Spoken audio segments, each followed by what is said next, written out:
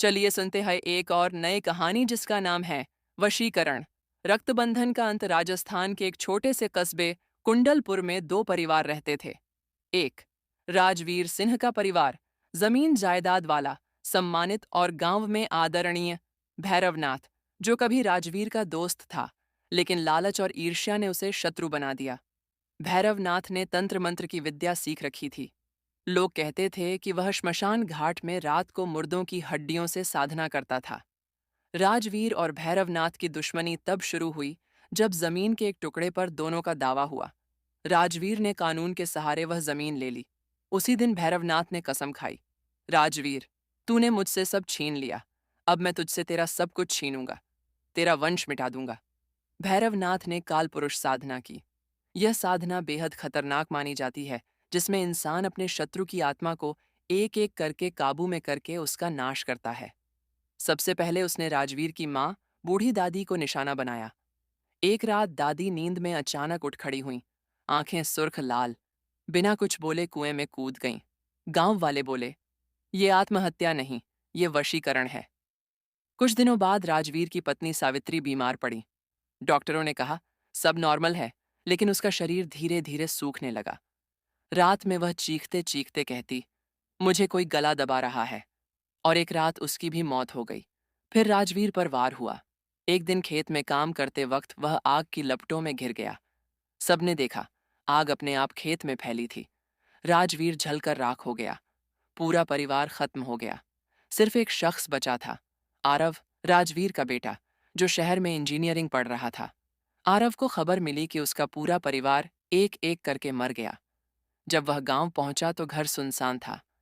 दीवारों पर काला कालिक जैसा धुआं। मंदिर में मां दुर्गा की मूर्ति टूटी हुई। चारों ओर अजीब सन्नाटा। गांव के बुजुर्गों ने कहा, बेटा, तेरे पिता का परिवार वशीकरण का शिकार हुआ है।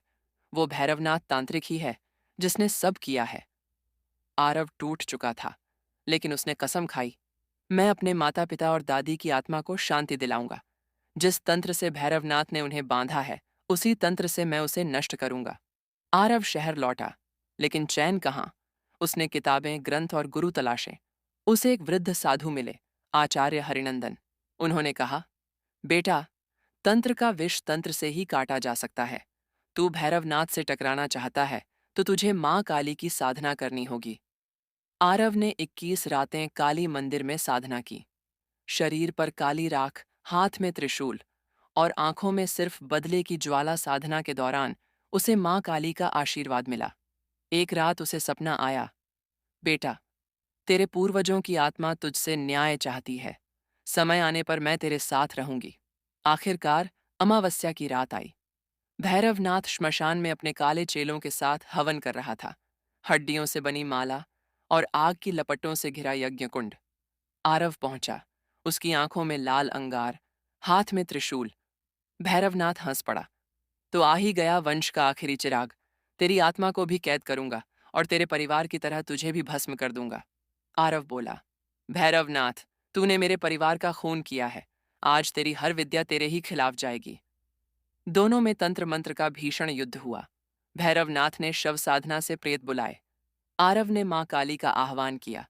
प्रेत आरव पर टूट पड़े, लेकिन उसका त्रिशूल जल उठा। जैसे ही उसने जय काली मां पुकारा, काली का रूप उसके पीछे प्रकट हो गया। भैरवनाथ डर गया। न नहीं, ये संभव नहीं। आग की लपटें काली हुईं और भैरवनाथ का शरीर वहीं जलकर राख हो। युद्ध खत्म हुआ। अचानक हवा शांत हो गई। आरव ने देखा, उसके सामने माँ, पिता और दादी की आत्माएं खड़ी थीं। वे मुस्कुरा रहे थे। पिता बोले, बेटा, तूने हमारा बदला लिया, अब हमारी आत्मा मुक्त है। तीनों आत्माएं धीरे धीरे प्रकाश में विलीन हो गईं। आरव की आंखों से आंसू बह निकले। आरव गांव लौटा। उसने अपने घर को फिर से बनवाया, मंदिर को सजवाया। अब गांव वाले कहते हैं, राजवीर का बेटा आरव अब सिर्फ एक इंसान नहीं रहा, वह हमारे गांव का रक्षक है। लेकिन आरव जानता था, ये अंत नहीं है, क्योंकि तंत्र और अधर्म हमेशा किसी न किसी रूप में लौटता है और वह हर बार लड़ने के लिए तैयार रहेगा।